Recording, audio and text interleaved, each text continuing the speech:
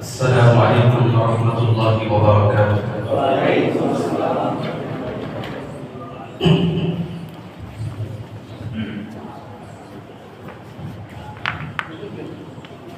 الحمد لله نحمده ونستعينه ونستغفره ونؤمن به ونتوكل عليه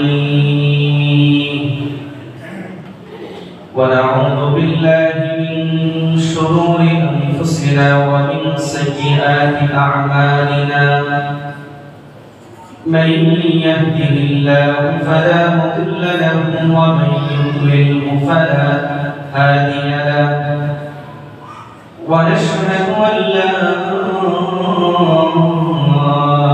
إله إلا الله وحده لا شريك له ونشهد أن سيدنا وسندنا وحبيبنا ومولانا محمدا عبده ورسوله الذي أرسل إلى الناس كافة بشيرا ونذيرا وداعيا إلى الله بإذنه وسراجا منيرا أما بعد فأعوذ بالله من الشيطان الرجيم بسم الله الرحمن الرحيم وإذ ابتلى إبراهيم ربه بكلمات فأتمهن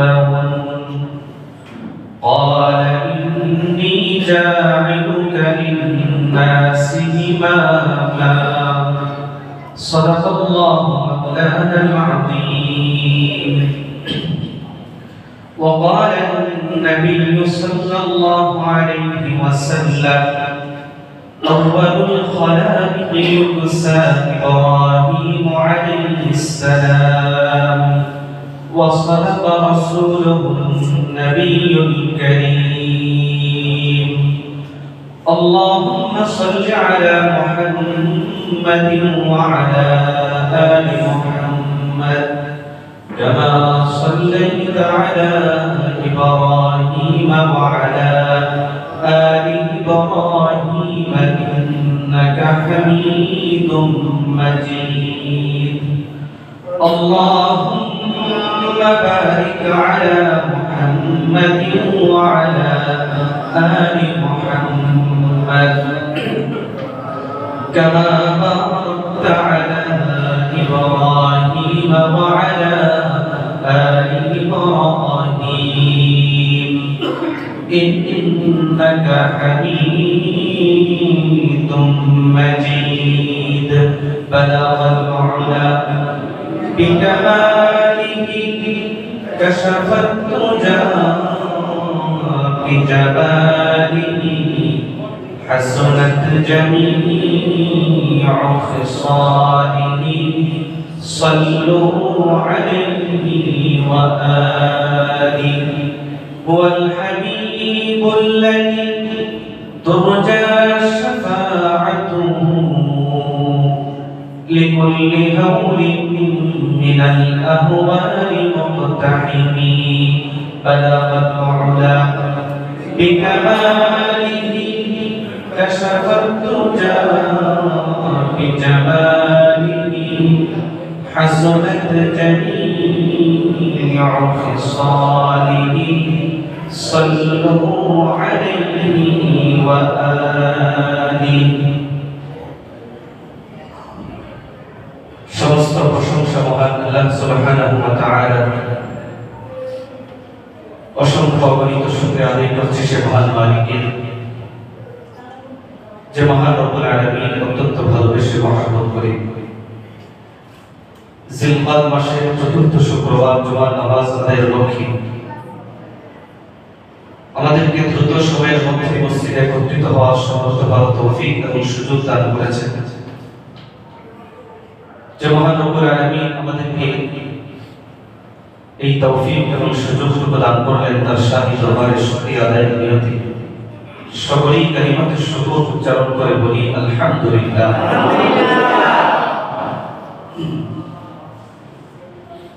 আজকের এই জুমায় আমি আপনাদের খেদমতে পবিত্র কোরআন কারীমের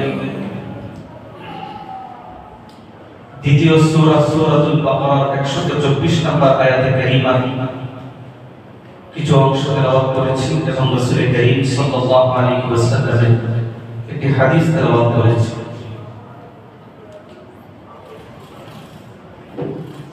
তেলাওয়াতকৃত এই আয়াত এবং হাদিসের মধ্যে রাসূল করিম সাল্লাল্লাহু আলাইহি ওয়াসাল্লাম এবং আল্লাহ রাব্বুল আলামিন আল্লাহ তাআলার বন্ধু খলিল ইব্রাহিম আলাইহিস সালাতু ওয়াস সালামের ফজিলত এবং মর্যাদা সম্পর্কে আলোচনা করেছি।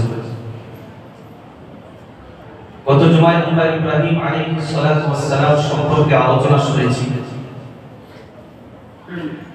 কিভাবে তিনি তার সম্প্রদায় এবং পিতাকে নিজ এলাকার লোককে দ্বীনের দাওয়াত দিতে গিয়েছেন। এই দ্বীনের দাওয়াত দিতে গিয়ে আল্লাহর একাত্মবাদের কথা সমাজের মানুষের সামনে বলতে গিয়ে বিভিন্ন সময় তাকে বিভিন্ন পরীক্ষার সম্মুখীন হতে হয়েছে। তখনকার সময়ে জালেম বাদশা নমরুদ এবং তার এলাকার কাফের মুশরিক সম্প্রদায়ের পক্ষ থেকে তিনি বিভিন্ন নির্যাতন এবং অত্যাচারের শিকার হয়েছে, যেগুলো সবকিছু ছিল আল্লাহ তাআলার পক্ষ থেকে পরীক্ষা। সূরাতুল বাকারার 124 নম্বর আয়াতের মধ্যে আল্লাহ তাআলা ইরশাদ করেন, ওয়া ইযিব তালা ইব্রাহিম রাব্বুহু বিকালিমাত। হে নবী মুহাম্মদ সাল্লাল্লাহু আলাইহি ওয়াসাল্লাম, স্মরণ করুন আপনি ইব্রাহিম আলাইহিস সালাতু ওয়াস সালামকে তার রব যে পরীক্ষাগুলো করেছিলেন সে বিষয়টি। বিকালিমাত ইব্রাহিম আলাইহিস সালাতু ওয়াস সালামকে আল্লাহ পাক রব্বুল আলামিন অনেক পরীক্ষা তার জীবনে দিয়েছেন। তো এই পরীক্ষাগুলোর ফলাফল কি ছিল? পরীক্ষায় ইব্রাহিম আলাইহিস সালাতু ওয়াস সালাম কতটুকু উত্তীর্ণ এবং সফলতা অর্জন করেছিলেন? কারণ প্রতিটি পরীক্ষার পরেই একটি ফলাফলের বিষয় থাকে। দুনিয়ার পরীক্ষা, পরকালীন পরীক্ষা, সব পরীক্ষার শেষেই একটি ফলাফলের পালা আসে। তো এই ফলাফল আল্লাহ পাক রব্বুল আলামিন ঘোষণা করে বলেন, ফাআতাম্মাহুন্না। ইব্রাহিম আলাইহিস সালাতু ওয়াস সালাম সবগুলো পরীক্ষা তিনি পরিপূর্ণভাবে দিয়েছেন। যতগুলো পরীক্ষা নিয়েছেন সবগুলো পরীক্ষা ইব্রাহিম আলাইহিস সালাতু ওয়াস সালাম যেমন তেমন ভাবে নয়, এরকম ভাবে পরীক্ষা দিয়েছেন এমন নয়, বরং আল্লাহ তাআলা বলেন ফাআতাম্মাহুন্না। ইব্রাহিম আলাইহিস সালাতু ওয়াস সালাম পরীক্ষাগুলো পরিপূর্ণভাবে সমাপ্ত করেছেন। তাফসীরে ইবনে কাসীরের মধ্যে এসেছে, হযরত আব্দুল্লাহ ইবনে আব্বাস রাদিয়াল্লাহু তাআলা আনহু তিনি বলেন, মাবতুলিয়া বিহাদা দ্বীন আহাদুন ফাকামা বিহি কুল্লিহি ইল্লা ইব্রাহিম। যে এই পৃথিবীতে আল্লাহ পাক রব্বুল আলামিন দ্বীনের ব্যাপারে কাউকে পরীক্ষা করেছেন, আর ওই পরীক্ষাকেও পরিপূর্ণভাবে সফলতা অর্জন করেছে এমন কেউ নাই, একমাত্র ইব্রাহিম আলাইহিস সালাতু ওয়াস সালাম। একমাত্র কে? ইব্রাহিম আলাইহিস সালাতু ওয়াস সালাম। তো যে পরীক্ষাগুলো আল্লাহ পাক রব্বুল আলামিন তার দ্বারা নিয়েছেন, সবগুলো পরীক্ষার মধ্যেই আমাদের জন্য রয়েছে শিক্ষা, আমাদের জন্য রয়েছে পাথেয়, আমাদের জন্য গ্রহণীয় অনেক বিষয় রয়েছে। এজন্যই আল্লাহ পাক রব্বুল আলামিন বিশেষ করে খলিল ইব্রাহিম আলাইহিস সালাতু ওয়াস সালামের ব্যাপারে বলেছেন, قد كانت لكم أسوة حسنة في إبراهيم والذين معه। ইব্রাহিম এবং তার সাথে যারা ঈমান এনেছিল তাদের মধ্যে নবী আপনার উম্মতের জন্য রয়েছে উত্তম আদর্শ। কাদের জন্য? আমাদের জন্য। তো এই পরীক্ষাগুলো আমাদের সব সময় আলোচনা হওয়া দরকার এবং তার থেকে আমাদেরকে শিক্ষা নেওয়া দরকার, কারণ তিনি ছিলেন মুসলিম জাতির পিতা। মিল্লাতা আবিকুম ইব্রাহিম, কোরআনের মধ্যে আল্লাহ পাক রব্বুল আলামিন বলেছেন তোমাদের পিতা ইব্রাহিম আলাইহিস সালাতু ওয়াস সালামের ধর্ম। তো এই উল্লেখযোগ্য পরীক্ষাগুলোর মধ্যে গুরুত্বপূর্ণ একটি পরীক্ষা ছিল ইব্রাহিম আলাইহিস সালাতু ওয়াস সালামের নমরুদের আগুনে নিক্ষিপ্ত হওয়া। ইব্রাহিম আলাইহিস সালাতু ওয়াস সালাম তিনি দীর্ঘ সময় পর্যন্ত তার পিতা এবং তার এলাকার লোকদেরকে, তখনকার সময়ের জালেম বাদশা নমরুদকে আল্লাহর একত্ববাদের দাওয়াত তিনি দিয়েছেন, গায়রুল্লাহ থেকে বিরত থাকতে বলেছেন। তো এই বিষয়টি যখন তিনি দীর্ঘদিন পর্যন্ত সমাজের মানুষের সামনে বিভিন্ন যুক্তি এবং তর্কের মাধ্যমে সেটা ফুটিয়ে তোলার চেষ্টা করেছে, কিন্তু পিতা সম্প্রদায় এবং বাদশা কেউ তার এই দাওয়াতের প্রতি কর্ণপাত করেন, কেউ গ্রহণ করেন। তো ইব্রাহিম আলাইহিস সালাতু ওয়াস সালাম তখন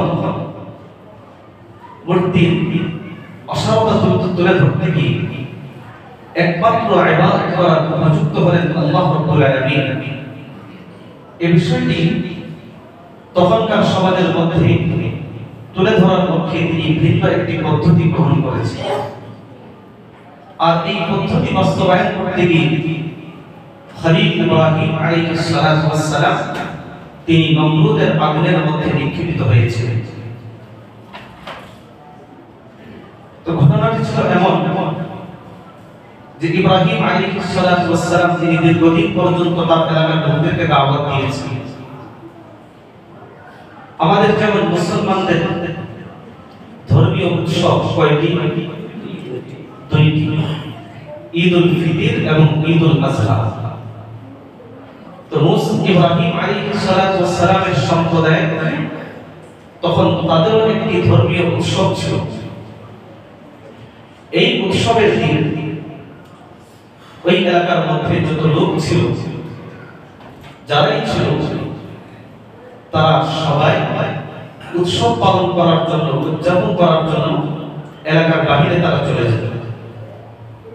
আর তখন মুসলমান বলতে ছিলেন ইব্রাহিম আলাইহিস সালাতু ওয়াস সালাম, তার স্ত্রী সারা আলাইহিস সালাতু ওয়াস সালাম এবং ইব্রাহিম আলাইহিস সালাতু ওয়াস সালামের আত্মীয় লূত আলাইহিস সালাতু ওয়াস সালাম, সর্বমোট এই তিনজন। তো সবাই উৎসব পালন করার জন্য এলাকার বাহিরে চলে যেত। এক বছর যখন উৎসবের সময় আসলো, সবাই মিলে ইব্রাহিম আলাইহিস সালাতু ওয়াস সালামের সামনে উপস্থিত হয়ে এই দাওয়াত, এই নিমন্ত্রণ তার সামনে রাখলো যে তুমি এই বছর আমাদের সাথে আমাদের উৎসব পালন করার জন্য আমাদের সাথে আসো। উদ্দেশ্য হলো এই, ইব্রাহিম যদি আমাদের সাথে আসে, আমাদের সাথে আমাদের ধর্মীয় উৎসবের মধ্যে শরীক হয়, তাহলে হয়তো এর একটা প্রভাব ইব্রাহিমের উপর পড়বে। আর ইব্রাহিম আলাইহিস সালাতু ওয়াস সালামের উপর যখন আমাদের এই ধর্মীয় প্রভাব পড়বে তখন সে কিছুটা প্রভাবিত হয়ে আমাদের ধর্মের প্রতি ঝুঁকে যাবে, ফলাফল হবে এই সে তার দ্বীনের দাওয়াত ছেড়ে দিবে। তো দাওয়াতের উদ্দেশ্য ধারণা বন্ধ, দাওয়াতের উদ্দেশ্য হলো আদর যত্ন করা নয়, বরং নিজের ধর্মে আনা, নিজের ধর্মে নিয়ে আসা। তো ইব্রাহিম আলাইহিস সালাতু ওয়াস সালাম তিনি খুবই কৌশলী ছিলেন, কৌশল অবলম্বন করতেন। তো তিনি তাদেরকে এই দ্বীনের দাওয়াত প্রত্যাখ্যান সরাসরি করেন যে আমি তোমাদের দ্বীনের এই দাওয়াতে অংশগ্রহণ করব না, আমি যাব না, এই ধরনের কোনো কথা না বলে কোরআনের মধ্যে এসেছে তিনি তার ব্যক্তিগত একটা সমস্যা তাদেরকে বললেন। সূরাতুস সাফফাতের মধ্যে এসেছে তিনি তাদেরকে বললেন ফাকাল ইন্নী সাকিম। দাওয়াতের জবাবে তিনি বললেন ইন্নী সাকিম, নিশ্চয়ই আমি অসুস্থ। আমি কি অসুস্থ? তোমাদের দাওয়াতে শরীক হওয়ার মতো অবস্থা আমার নেই। এখন ইব্রাহিম আলাইহিস সালাতু ওয়াস সালাম তিনি শারীরিকভাবে কোনো অসুস্থ ছিলেন, তারপরও তিনি তাদের দাওয়াত অংশগ্রহণ করবেন না। এখানে তিনি উযর হিসাবে পেশ করে বললেন আমি বললাম অসুস্থ। বাস্তবে অসুস্থ ছিলেন? তাহলে তিনি বললেন কেন? ইব্রাহিম আলাইহিস সালাতু ওয়াস সালাম তিনি তাদেরকে বোঝাতে চেয়েছিলেন যে তোমরা যে কুফর এবং শিরকের মধ্যে লিপ্ত, আল্লাহর একত্ববাদকে বাদ দিয়ে তোমরা বহু খোদায় বিশ্বাসী, এই বিষয়টি দেখে আমি আল্লাহর খলিল ইব্রাহিম খুবই ব্যথিত, খুবই চিন্তিত, খুবই পেরেশান। এই জন্য আমি মানসিকভাবে কিছুটা অসুস্থ। তার সম্প্রদায়ের লোকেরা মনে করলো যে ইব্রাহিম আলাইহিস সালাতু ওয়াস সালাম হয়তো শারীরিকভাবে অসুস্থ, আর ইব্রাহিম আলাইহিস সালাতু ওয়াস সালাম তিনি কৌশলে জবাব দিলেন আমি অসুস্থ, অর্থাৎ আমার মন, আমার চিন্তা চেতনা সবকিছু, আমার মন একটু অসুস্থ, এই কারণে তোমরা কুফর এবং শিরকের মধ্যে লিপ্ত। তো এটা হচ্ছে ইব্রাহিম আলাইহিস সালাতু ওয়াস সালামের একটা কৌশল, তাদের কাছ থেকে বাঁচার জন্য তিনি বলেছিলেন। তো এরকম কৌশল ইব্রাহিম আলাইহিস সালাতু ওয়াস সালাম তিনি গ্রহণ করেছেন, যেটাকে পরিভাষায় বলা হয় তাওরিয়া, মানে নিজের উদ্দেশ্যটাকে গোপন রেখে কোনো কিছু বলা। হাদিস শরীফের মধ্যে এসেছে হিজরতের সময় যখন আবু বকর সিদ্দিক রাদিয়াল্লাহু তাআলা আনহু রাসূল করিম সাল্লাল্লাহু আলাইহি ওয়াসাল্লামকে নিয়ে মদিনায় যাচ্ছেন, রাসূল সামনে, আবু বকর রাদিয়াল্লাহু তাআলা আনহু পিছনে। আবু বকর রাদিয়াল্লাহু তাআলা আনহু হিজরতের সময় তার বয়স হল 43 আর রাসূলের বয়স হল 53। তো আবু বকর সিদ্দিক রাদিয়াল্লাহু তাআলা আনহু তিনি পিছনে বসেছেন আর রাসূল সামনে বসেছেন। তো সামনে বসার সময় আবু বকর সিদ্দিক রাদিয়াল্লাহু তাআলা আনহু দাড়ি অনেকগুলো তখন সাদা হয়ে গিয়েছে, রাসূলের দাড়ি তখন সেরকম সাদা হয়ে যাবে।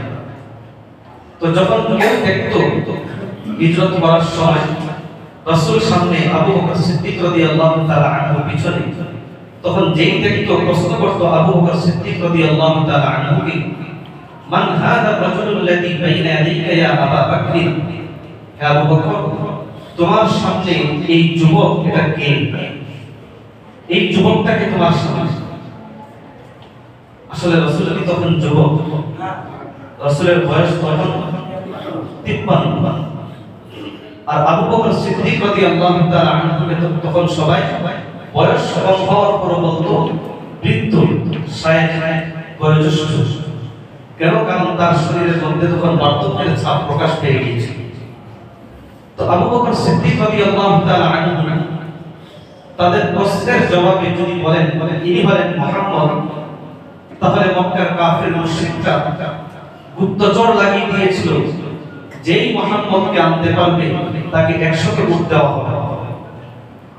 এখন যদি আবু বকর বলে দেন ইনি হলেন মুহাম্মদ, তাহলে রাসূলের পরিচয় তাদের সামনে প্রকাশ পেয়ে যাবে।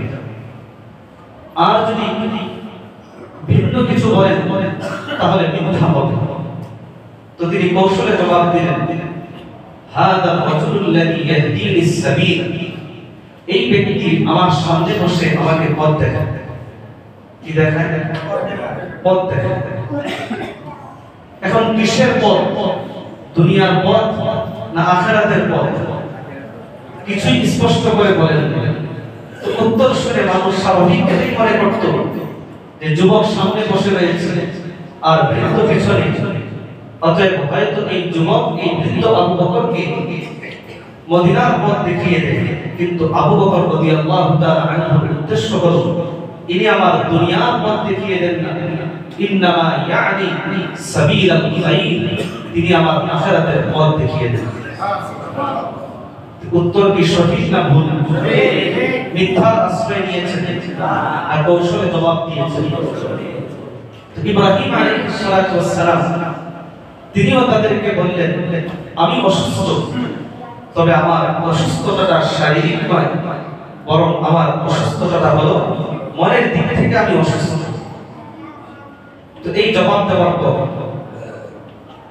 সম্প্রদায়ের লোকেরা ফাতাওয়াল্লাউ আনহু মুদবিরিন, তারা তখন তার কাছ থেকে চলে যায়।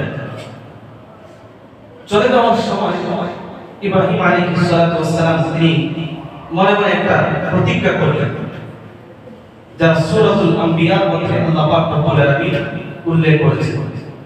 আল্লাহ তাআলা ইরশাদ করেন, ওয়া তাল্লাহি লাআকিদান্না আসলামাকুম বা'দা আন তুওয়াল্লু মুদবিরিন, তোমরা যখন আমার কাছ থেকে চলে যাবে, তোমাদের উৎসব পালন করার জন্য যাবে, তখন আমি তোমাদের মূর্তিদের বিরুদ্ধে একটা কৌশল অবলম্বন করব।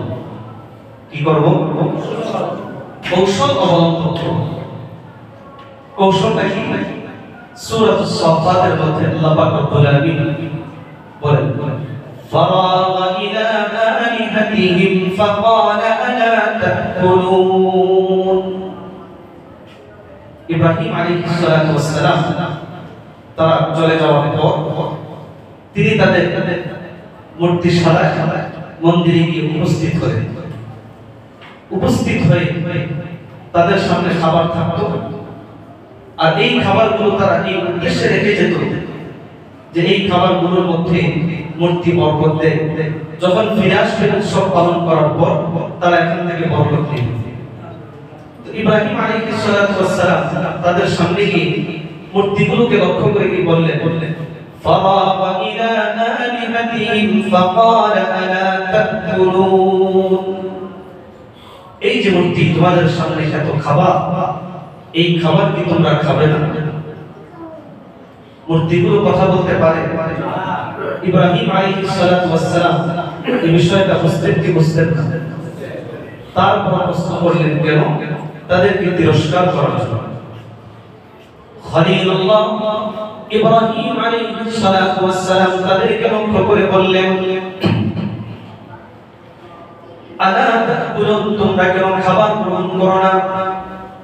ইব্রাহিম আলাইহিস সালাতু ওয়াস সালাম কয়েকবার এই বাক্যটা উচ্চারণ করার পর তাদেরকে লক্ষ্য করে বললেন, মা লাকুম লা তানতিকুন, এতবার আমি তোমাদেরকে প্রশ্ন করলাম, কেন তোমরা আমার প্রশ্নের জবাব দিয়ে কথা বলো না?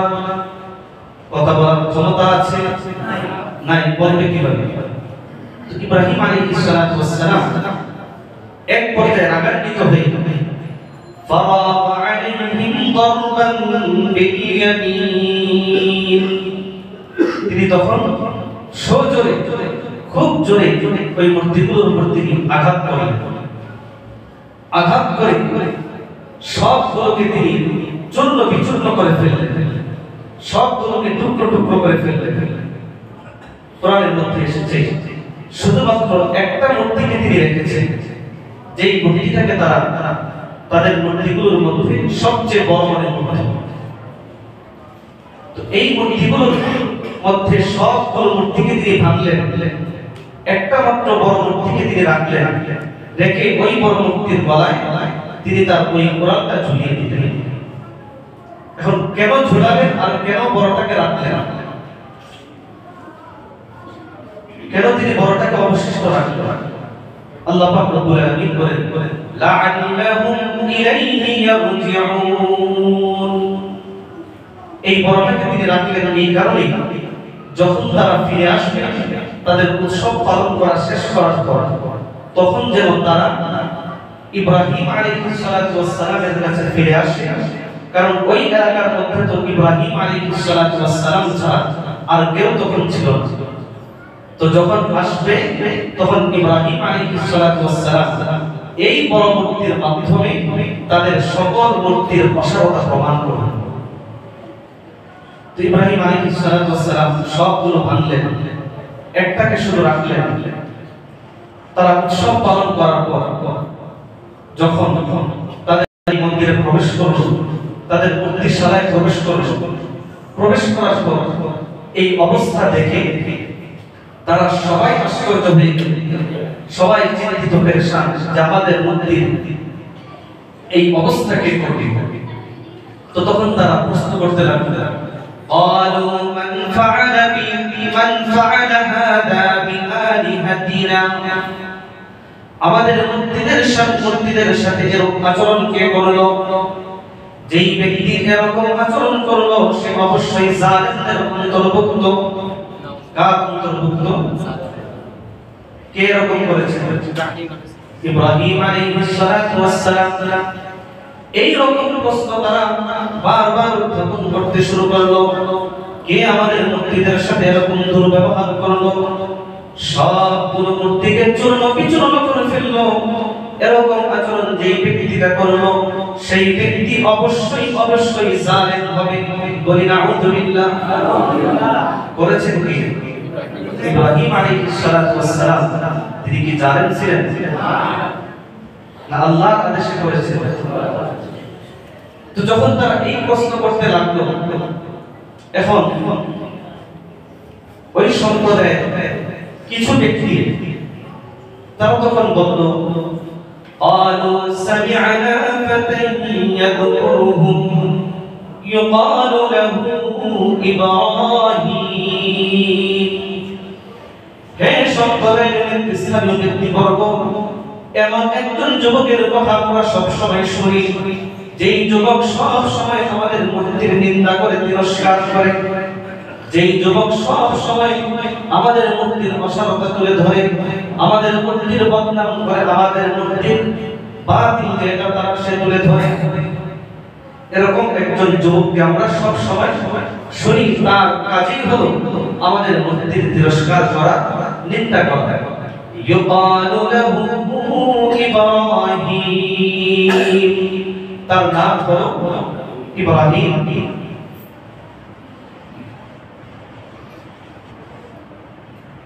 যতক্ষণ তারা এই ইব্রাহিম আলাইহিস সালাতু ওয়াস সালামের নাম প্রস্তাব করলো, নাম প্রস্তাব করার পর নমরুদ এবং তার এলাকার যারা ছিল ব্যক্তিবর্গ তারা তখন বলল, ক্বালু ফাতু বিহি আলা আয়ুনিন নাস, তাহলে ইব্রাহিমকে আমাদের সামনে, লোকদের সামনে উপস্থিত করো।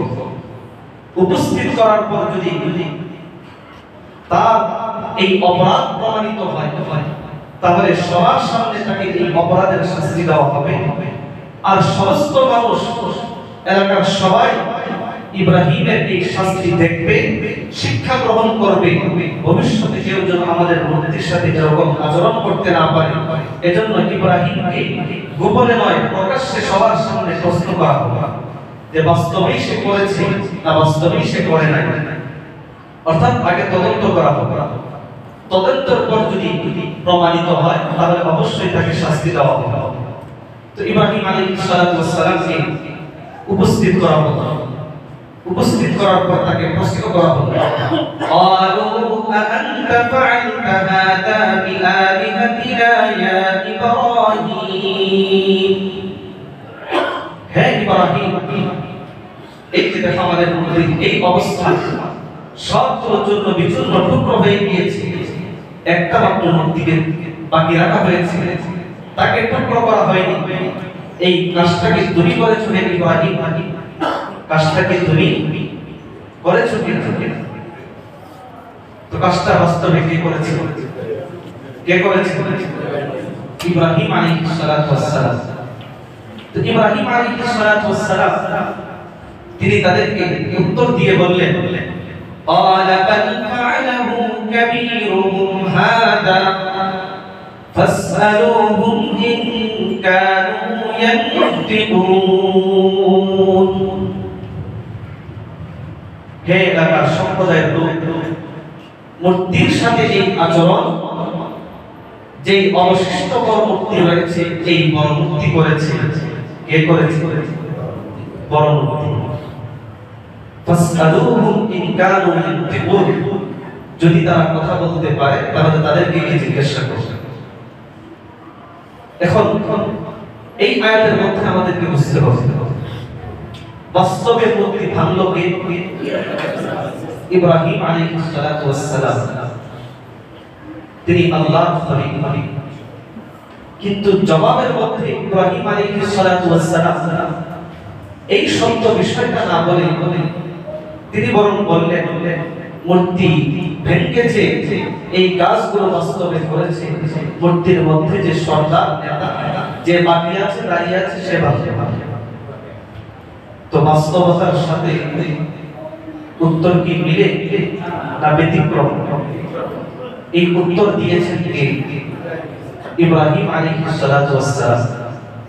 তো করলেন ইব্রাহিম আলাইহিস সালাতু ওয়াস সালাম, আর দোষ চাপিয়ে দিলেন মূর্তির মধ্যে যে নেতা এবং সরকার যাকে মানা হতো তার উপর চাপিয়ে দিলেন।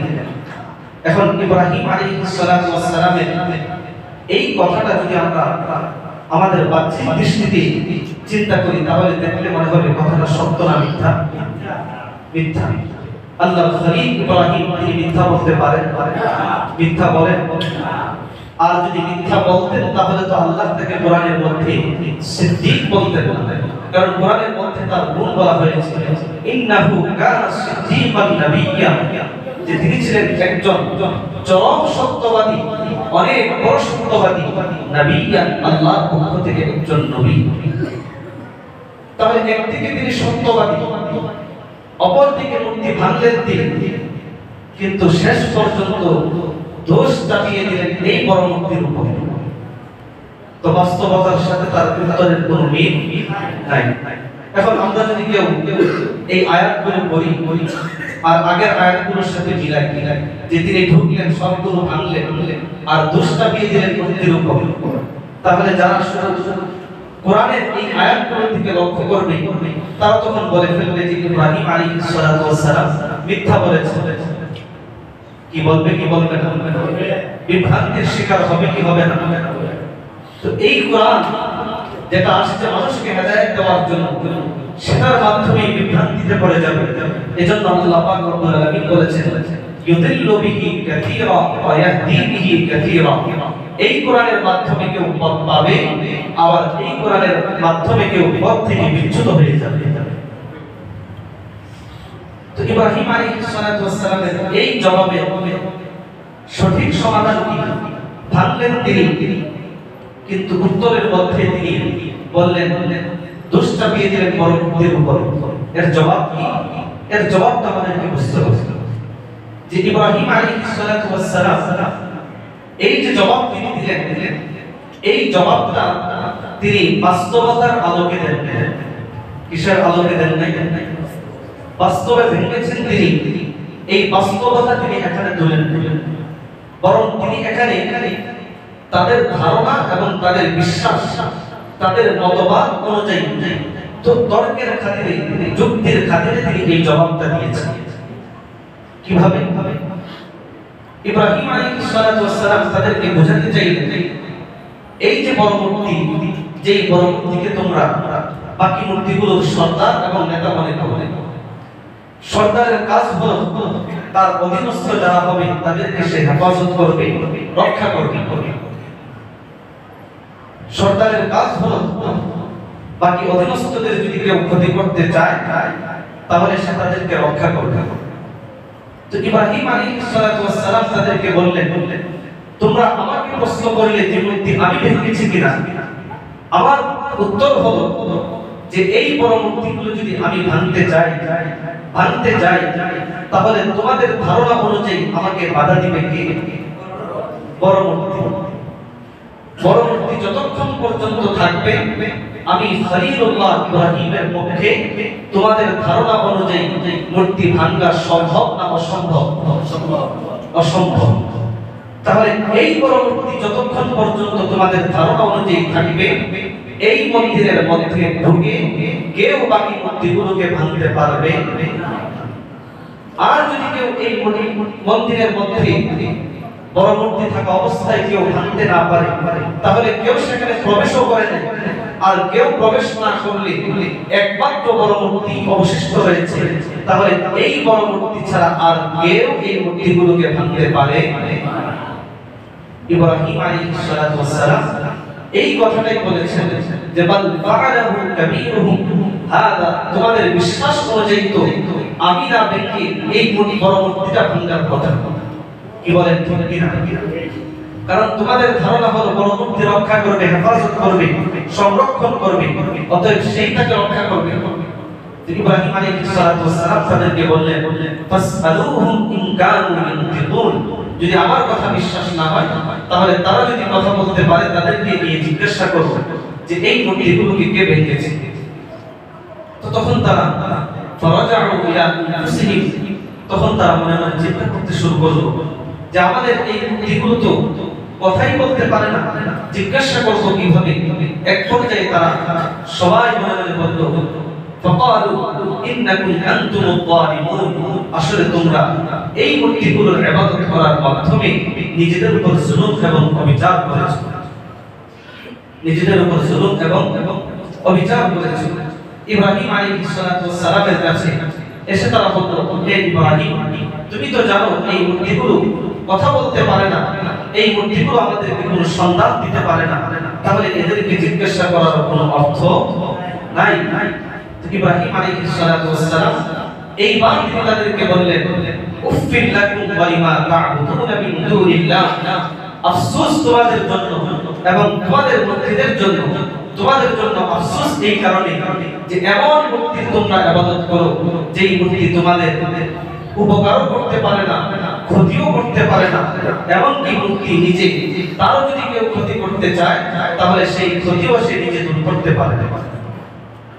তো এই কথাটা যখন বললেন তখন তারা সবাই রাগে টকবক হয়ে তখন তারা সবাই বলে ফেলল, আলু হান্নিকুহু ওয়ানসুরু আলিহাতাকুম ইন কুনতুম ফাঈলিন, যে এই ইব্রাহিমের সাথে যুক্তিতেও পারা যাবে না, তর্কেও পারা যাবে না, কথায়ও পারা যাবে না। ইব্রাহিমকে বিরত রাখার একমাত্র পদ্ধতি হলো তাকে আগুনে জ্বালিয়ে পুড়িয়ে দিতে। কি করো?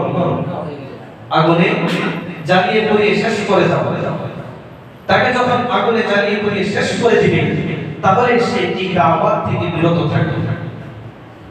তাফসীরের কিতাবের মধ্যে এসেছে যে তখন ইব্রাহিম আলাইহিস সালাতু ওয়াস সালামের সাথে নমরুদের এই মাঝখানে আরেকটা বিতর্ক হয়ে যায় যে ইব্রাহিম আলাইহিস সালাতু ওয়াস সালাম যখন তাদের উপাস্যদেরকে তিরস্কার নিন্দা করতে লাগলেন তখন সমাজের লোকেরা বলতে লাগলো, হে ইব্রাহিম, তুমি কার উপাসনা করো, তুমি কার ইবাদত করো? ইব্রাহিম আলাইহিস সালাতু ওয়াস সালাম বললেন, রাব্বিয়াল্লাযী ইহয়ী ওয়া ইউমীত, আমি এমন আল্লাহর ইবাদত করি যেই আল্লাহ মানুষকে সৃষ্টি করেন, যেই আল্লাহ মানুষকে জীবিত করেন, মানুষকে মৃত্যু দান করেন। তো ওই নমরুদ বাদশা তখন বলল, আনা উহয়ী ওয়া উমীত, আমি নমরুদ তো মানুষকে জীবন দান করি এবং মৃত্যু দান করি। বলি নাউযুবিল্লাহ, দুনিয়ার কারো কোনো ক্ষমতা আছে? পারবে? তো নমরুদ তখন তার এই কথাটা বাস্তবায়ন করার জন্য সে দুইজন ব্যক্তিকে ডাকলেন। একজন ব্যক্তিকে ডেকে অপরাধযোগ্য দুইজন শাস্তিযোগ্য দুইজন ব্যক্তিকে ডেকে বলল, একজনকে ছেড়ে দিয়ে বলল তাকে আমার হত্যা করার সিদ্ধান্ত ছিল, তাকে আমি ছেড়ে দিলাম, মানে তাকে আমি জীবন দিলাম, তাকে আমি জীবন দিলাম। আরেকজন মানুষ তাকে ছেড়ে না দিয়ে তাকে হত্যা করে মেরে বলল তাকে আমি মৃত্যু দিলাম। তো ইব্রাহিম আলাইহিস সালাতু ওয়াস সালাম তিনি চিন্তা করলেন এই নমরুদ বাদশা সে হতে পারে, কিন্তু সে তো একজন নির্বোধ। তো ইব্রাহিম আলাইহিস সালাতু ওয়াস সালাম তখন তাকে বললেন, আল্লাহ যেদিক থেকে সূর্য উদিত করে পারলে তুমি সেদিক থেকে সূর্য উদিত করো, তাহলে তুমি পশ্চিম দিক থেকে সূর্য উদিত করো। তখন এই জালেম বাদশা, এটা তো তার আর কোনো ক্ষমতার মধ্যে নেই, তখন সে একবারে নিশ্চুপ হয়ে গেল। তো শেষ পর্যন্ত ইব্রাহিম আলাইহিস সালাতু ওয়াস সালামের ব্যাপারে সিদ্ধান্ত নেওয়া হলো তাকে আগুনে জ্বালিয়ে শেষ করে দেওয়া হবে। তাফসীরের কিতাবের মধ্যে এসেছে প্রায় 40 দিন কিংবা 30 দিন পর্যন্ত কাঠ সংগ্রহ করা হয়েছে। ওই এলাকার যারাই ছিল সবাই ওই কাঠ সংগ্রহের মধ্যে শরীক থেকেছে, এমনকি কারো যদি কোনো সামর্থ্য না থাকতো কাঠ লাগে না। তাফসীরের কিতাবের মধ্যে এসেছে একজন মহিলা, তার কাছে টাকা পয়সা নেই, তখন সে গান গেয়ে যেই উপার্জন হতো সেই উপার্জনের টাকা দিয়ে সে কাঠ কিনে ইব্রাহিম আলাইহিস সালাতু ওয়াস সালামকে আগুনে পোড়ার ক্ষেত্রেও সে শরীক ছিল। তো এইভাবে যার যেভাবে সম্ভব হয়েছে সবাই 40 দিন পর্যন্ত কাঠ সংগ্রহ করে ইব্রাহিম আলাইহিস সালাতু ওয়াস সালামকে আগুনে জ্বালানোর জন্য 9 দিন কিংবা 7 দিন পর্যন্ত আগুনকে প্রজ্বলিত করা হয়েছে। এই আগুনের মধ্যে ইব্রাহিম আলাইহিস সালাতু ওয়াস সালামকে কেউ বলেছেন 9 দিন, কেউ 40-50 বিভিন্ন মত রয়েছে। ইব্রাহিম আলাইহিস সালাতু ওয়াস সালামকে এই আগুনের মধ্যে নিক্ষেপ করে রাখা হয়েছে। তো এই ঘটনার ক্ষেত্রে আমাদের সমাজের মধ্যে কেউ এই ঘটনাটাকে আরো সুন্দর করে মানুষকে আকৃষ্ট করার জন্য অনেক ভুল তথ্য এবং বিভ্রান্ত কথা তারা নিজেদের পক্ষ থেকে মন করা বানিয়ে বলে। এজন্য তাফসীরের কিতাবের মধ্যে এসেছে যে ইব্রাহিম আলাইহিস সালাতু ওয়াস সালামের উপর আল্লাহ তাআলার যে এই যে মুআজিজা ছিল এটা প্রমাণ করার জন্য ইব্রাহিম আলাইহিস সালাতু ওয়াস সালামের ক্ষেত্রে বিভিন্ন অবাস্তব কথা বলার কোনো প্রয়োজন নাই। আল্লাহর মুআজিজা বোঝার জন্য এটাই যথেষ্ট যে আগুনের মধ্যে নিক্ষেপ করা হয়েছিল। 7 দিন কিংবা কয়েকদিন পর্যন্ত থাকার পর আল্লাহ পাক রব্বুল আলামিন ওই আগুন থেকে ইব্রাহিম আলাইহিস সালাতু ওয়াস সালামকে নিরাপদে বের করে এনেছেন। এটাই হলো আল্লাহ তাআলার প্রকৃত মুআজিজা। আল্লাহ তাআলার মুআজিজা বোঝার জন্য এর চেয়ে বেশি অবাস্তব অবান্তর কথা বলার কোনো প্রয়োজন নাই। আল্লাহর মুআজিজা এতটুকুই যে আল্লাহ আগুনকে নির্দেশ করে বলেছিলেন, ইয়া নারু কুনি বারদান ওয়া সালামান আলা ইব্রাহিম, ইয়া আগুন তুমি ঠান্ডা হয়ে যাও, আবার এই পরিমাণ ঠান্ডা হয়ো না যে আমার খলিল ইব্রাহিমের কষ্ট হয়, বরং তুমি শান্তিতে নিরাপদ ঠান্ডা হবে।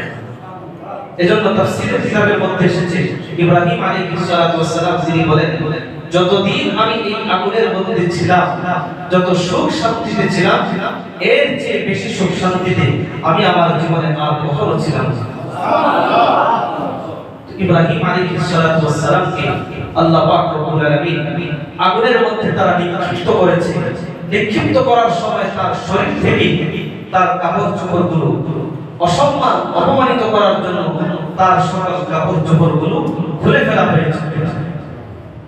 কার জন্য এই আগুনের মধ্যে নিক্ষেপিত হয়েছে? কার জন্য? আল্লাহর জন্য। একজন মানুষের কষ্ট যেমন হবে, প্রতিদান হবে তেমন, পরীক্ষা যেমন কঠিন, পুরস্কার হবে তেমন কঠিন।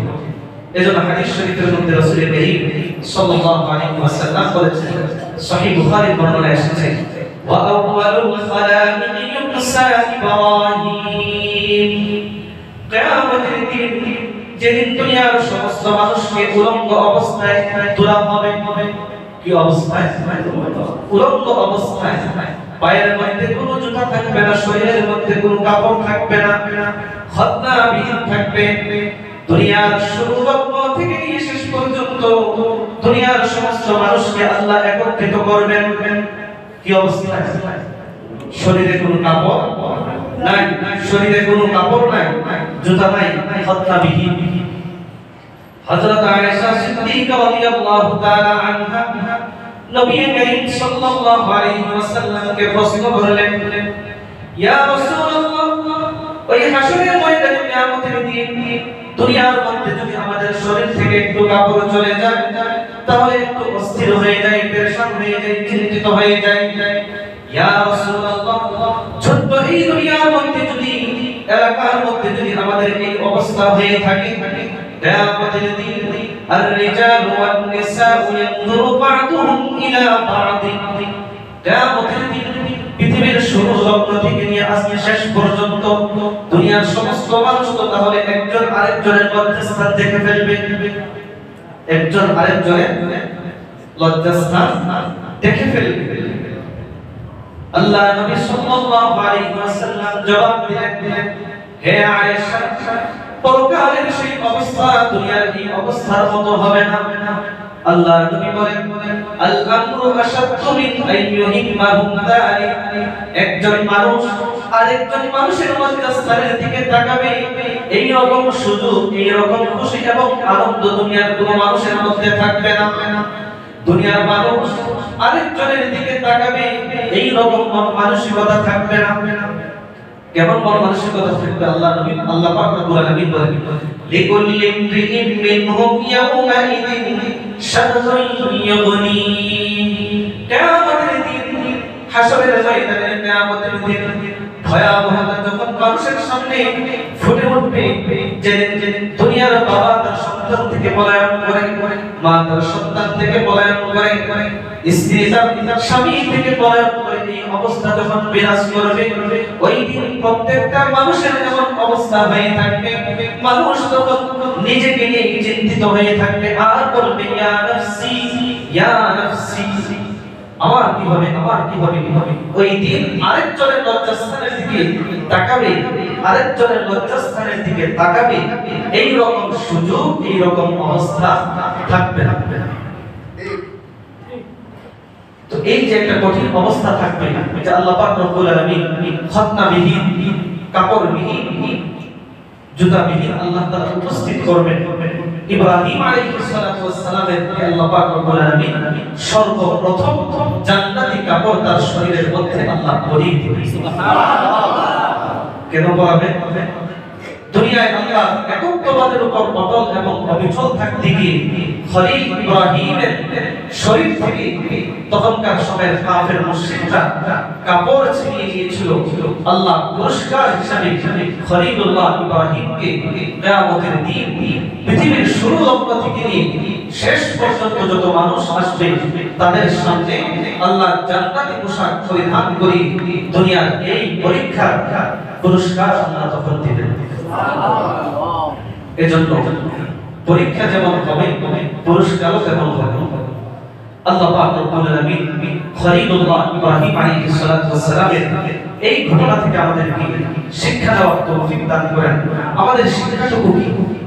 আমরা তো এই ঘটনাগুলো শুনি, সচরাচর সব সময় শুনি, কারো মনে ব্যথা লাগে, আঘাত লাগে, কেউ আমরা শুনি, কিন্তু এগুলো থেকে আমাদের শিক্ষা, যদি শিক্ষাটুকু আমাদেরকে বুঝতে পারি, লম্বা চওড়া কোনো কথা না বলে সংক্ষিপ্ত একটা হাদিস বলে শেষ করছি। আল্লাহর নবীর এই হাদিসটা যদি আমরা মনে রাখি তাহলে ইব্রাহিম আলাইহিস সালাতু ওয়াস সালামের এই শিক্ষাটুকু আমরা ধারণ করতে পারবো। আল্লাহর নবী বলেছেন, হযরত আবু দারদা রাদিয়াল্লাহু তাআলা আনহু থেকে বর্ণিত, তিনি বলেন যে আল্লাহর রাসূল আমাকে বলেন, হে আবু দারদা, লা তুশরিক বিল্লাহি শাইআন, আল্লাহর সাথে তুমি কাউকে শিরক করবে না। ওয়া ইন কুনতা, আল্লাহর একত্ববাদের উপর অটল থাকতে গিয়ে, অবিচল থাকতে গিয়ে যদি তোমাকে তোমার শরীরগুলোকে টুকরা টুকরা করে ফেলা হয়, আও হুররিতা, কিংবা তোমাকে আগুনে নিক্ষেপ করে জ্বালিয়ে শেষ করে দেওয়া হয়, তারপরও তুমি আগুন থেকে বাঁচার জন্য মানুষের হত্যার শিকার হওয়া থেকে বাঁচার জন্য তুমি আল্লাহর একত্ববাদ অস্বীকার করে তুমি আল্লাহর সাথে কাউকে শিরিক করবে না। আল্লাহ নবী এক হাদিসের মধ্যে বলেছেন যে মুমিন কুফরের মধ্যে ফিরে যাওয়াকে অপছন্দ করবে ঈমান আনার পর, যেমন সে আগুনে নিক্ষেপিত হওয়াটাকে অপছন্দ করবে। এখন যদি এমন হয় একদিকে আগুনে নিক্ষেপিত হতে হবে, অপছন্দনীয় জিনিস, আরেকদিকে কুফরে ফিরে যেতে হবে, এটাও অপছন্দনীয় জিনিস। আল্লাহ নবী বলে দিয়েছেন কুফরে ফিরে যাওয়া এই অপছন্দনীয় কাজ থেকে বেঁচে থাকতে গিয়ে আগুনে পড়ে যাওয়া, আগুনে নিক্ষিপ্ত হওয়ার মতো অপছন্দনীয় কাজ যদি তোমাকে করতে হয়, তাহলে তুমি আগুনকে বরণ করে নাও, কিন্তু আল্লাহর একত্ববাদের বিশ্বাস তুমি কখনো ছেড়ে দিও না। আল্লাহ পাক রব্বুল আলামিন আমাদেরকে এই রকম ঈমান আর বিশ্বাস ধারণ করার তৌফিক দান করুন। আমিন ওয়া আখিরু দাওয়ানা আলহামদুলিল্লাহি রাব্বিল আলামিন।